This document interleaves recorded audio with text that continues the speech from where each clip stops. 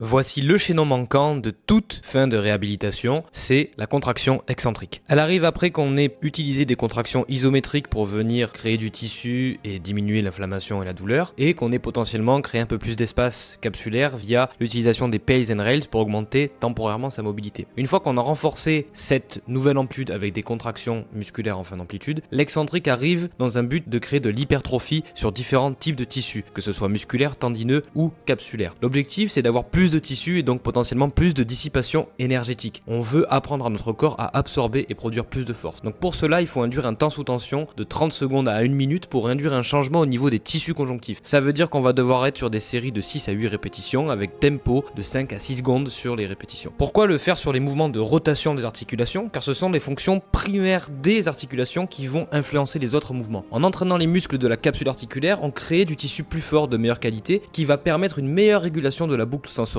et par conséquent faire émerger des meilleurs mouvements avec une meilleure qualité en limitant les compensations. Il faut imaginer que la capsule articulaire de la hanche, si elle est fibrosée, elle va limiter le mouvement et l'excentrique ici permet de créer une contraction musculaire sur un tissu qui va s'étirer et donc ça permet d'indiquer au corps dans quel sens le nouveau tissu doit être produit, placé pour rediriger les forces qui lui seront appliquées. Si le réel t'a plu, n'hésite pas à t'abonner, liker, partager et surtout donne-moi ton avis dans les commentaires.